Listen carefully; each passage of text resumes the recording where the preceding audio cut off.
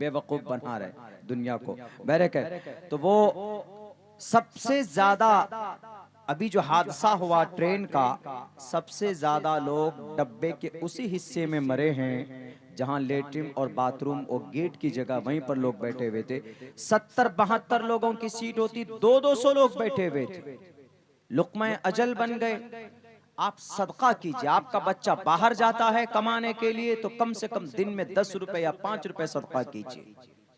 बहुत से बच्चे जाते हैं मेहनत के लिए, करंट लगकर कोई मर जाता है।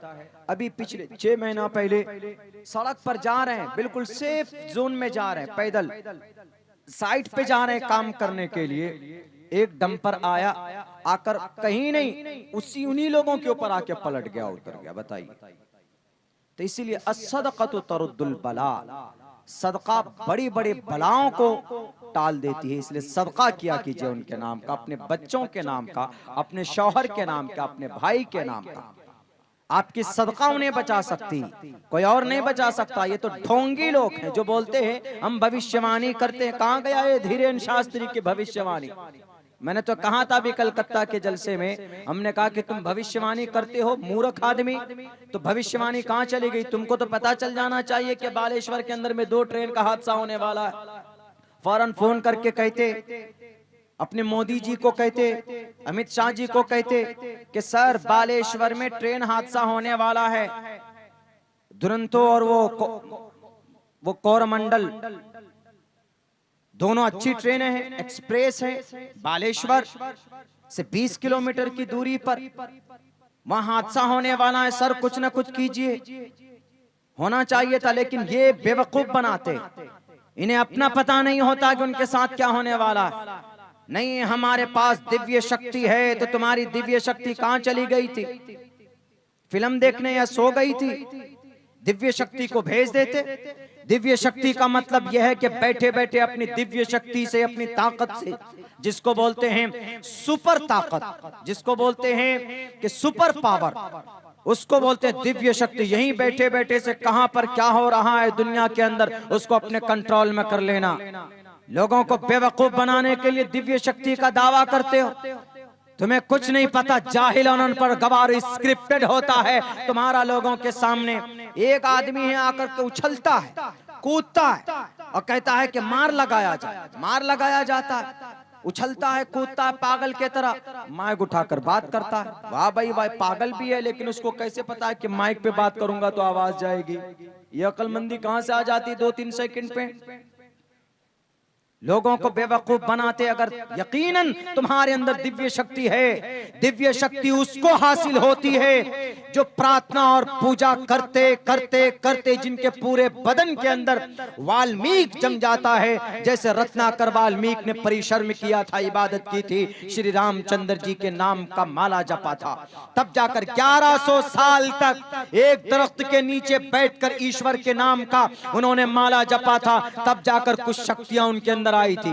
तुम्हें पैदा हुए हफ्ता 10 दिन नहीं हुए, 24 से 25 साल, और अपने आप को बताते हो कि हमारे पास दिव्य शक्ति है। तो पकड़ो ना अपने उन मुजरिमों को जिन्होंने तुम पर ये किया है, हमला करने का एक वो दिया है, उन्होंने थ्रेट दिया, धमकी दी कि धीरेन शास्त्री सुधर जाओ नहीं तो मैं तुम्हें मार दूंगा।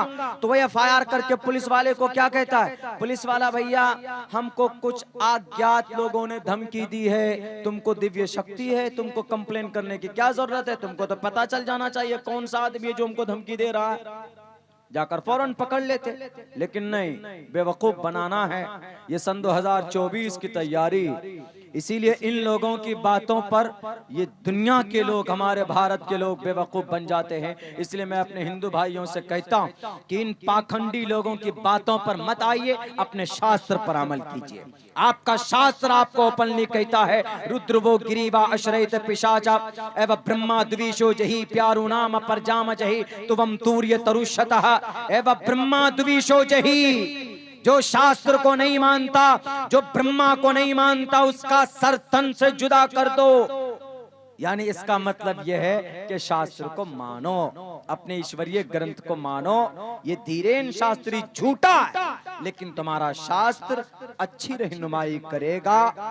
हम ये यकीनी तौर पर तो नहीं कह सकते कि शास्त्र में, शास्त्र ईश्वरीय ग्रंथ अल्लाह का कलाम है, ये नहीं कह सकते। अलबत्ता इतना जरूर है कि हजरत इब्राहिम को भी सहीफे दिए गए, हजरत नूह को भी सहीफे दिए गए, उनमें से उनके सहीफों में जो बातें थी वही बातें तकरीबन कई जगह पर शास्त्रों के अंदर मिल जाती है, वेदात के अंदर मिल जाती। हम अमल करते, हम हजरत नूह अलैहिस्सलाम की जो बातें हैं कुरान करीम में जिक्र किया गया उनको हम मानते, उनका हम उन पर विश्वास रखते। क्यों? शास्त्र है, अल्लाह का फाइनल संविधान है कुरान करीम। हजरत नूह को कौन से, नूह का तरीका क्या था, कितनी कैसे मेहनत करते थे, क्या शरीयत थी उनकी, वो अल्लाह तबारक व तआला कुरान और सुन्नत के जरिए हम तक पहुंचाता। हम बिलीव करते हैं इस बात पर। तुम भी अपने शास्त्र पर बिलीव करो, वरना ये तुमको लड़ाएंगे आपस में। बिहार के अंदर आते तो कहते बिहार के पागलों, पागल दिख रहा है बिहार का बाड़ा करो और जनता। मध्य प्रदेश से आकर बिहार के पागलों लोगों को बेवकूफ बनाते हैं कि हमारे अंदर दिव्य शक्ति है। तुम अपने धमकी देने वाले दुश्मनों से तो नहीं बचा सकते अपने आप को, और कहते हो कि इसको मार लगाओ और इसके अंदर से बुरी आत्मा को निकालो, दिव्य शक्ति को कहते हो। और कहा जाता है कि हनुमान जी के अवतार हैं। कौन से अवतार? हनुमान जी का अवतार अब इस दुनिया में नहीं आने वाला, एक ही अवतार आने वाला है, कल की अवतार, जिसके बारे में कहा गया है शंबल गराम गुख्य सबराहमणे सगहा तमन भवने विष्णु यशसा कल की प्रादुर्भविष्यति। कल की अवतार कल की जमाने में आएगा। सतयुग, सतयुग चला जा चुका है, त्रेता युग जा चुका है, द्वापर युग जा चुका है, ये कलयुग का जमाना है। 4 लाख साल का ये जमाना है, जिसमें से 5000 साल इस कलयुग का गुजर चुका। इस कलयुग में कल की आ चुके हैं, कल की अवतार, कल की कलयुग में अवतार ला चुके हैं। कौन? वो कल की हमारे नबी सल्लल्लाहु अलैहि वसल्लम ही हैं। वो आ चुके हैं इस दुनिया के अंदर, और कोई अवतार नहीं आने वाला। अगर कोई आता है तो वो बंदर का बच्चा है। ये जो नाचता है, डांस करता है बैठकर और ताली बजाकर लोगों को बेवकूफ बनाता है, पागल कहता है, ये अवतार नहीं है हनुमान जी का। हनुमान जी खुद अवतार, हनुमान जी तो खादिम थे श्री रामचंद्र जी के। सुखदेव के पास से जाकर किराए पर लाया था श्री रामचंद्र जी ने। उनकी बीवी का जब अपहरण हुआ था तब जाकर कहा था कि भाई मुझे मदद के लिए मुझे ताकत चाहिए। तो उस वक्त वानर का, बंदरों का सबसे ताकतवर अकलमंद बंदर वो वानर ये हनुमान जी थे। उनकी शक्ल, सूरत, पीछे पूंछ भी है, देखेंगे आप, बिल्कुल बंदरों जैसी है। और उसी हनुमान जी के नाम पर उनके तारीफ में जो कलिमात कहे गए उसी को हनुमान चालीसा कहा जाता, जिसको पढ़ते हिंदू भाई संकट में जय हनुमान, ज्ञान गुण सागर, जय कपीसते हलो को उजागर, रामदूत अतुलित बलदामा, अंजनी पुत्र पवन सुतनामा। अपने शास्त्रों को मानोगे तो तुम्हारा समस्या का समाधान होगा। हमारे बिहार के बड़े बड़े पार्टी के नेता उनके चरणों पर जाकर झुक जाते। अरे वेद के सामने जाकर झुकोगे, ऋग्वेद को पढ़ोगे तो मन का मैल दूर होगा। अगर इस पाखंडी की बातों पर अमल करोगे जो कहता है कि हमारे अंदर दिव्य शक्ति है, दिव्य शक्ति होती तो पूछो, आज सवाल करो कि उड़ीसा बालेश्वर के अंदर इतना बड़ा हादसा कैसे हो गया। उस वक्त तुम सो रहे थे अपने एयर कंडीशन रूम के अंदर, उस वक्त तुम्हारी दिव्य शक्ति कहां तफरी करने गई थी। अरे तुमको तो पहले से पता चल जाना चाहिए था कि वहां पर हादसा होने वाला है, 3 ट्रेन आपस में लड़ने वाले हैं, 300 लोग, मजदूर लोग बेचारे आज लुक़्मे अजल बनने वाले हैं। अगर तुम जानते हुए भी अगर तुमने बचाने की कोशिश की तो इस देश का सबसे बड़ा देशद्रोही तुम। इसलिए कि जो देश की सेफ्टी को जानता हो, कहीं पर कोई बम ब्लास्ट होता है, अगर कोई जानता है कि यहाँ पर बम फटने वाला है, अगर वो नहीं बताता है पुलिस प्रशासन को तो कानून के नजर में वो मुजरिम। अगर तुम जानते थे अपनी दिव्य शक्ति के जरिए से कैसा होने वाला है तो तुमने नहीं बताया तो तुम मुजरिम हो, तुम पाखंडी हो, तुम देश के मुहिब नहीं हो बल्कि देश के मुखालफत में हो, तुम टेररिस्ट हो। जानते हुए भी तुमने नहीं बताया, लेकिन हम यकीन के साथ कहते हैं यू आर इलिटरेट पर्सन।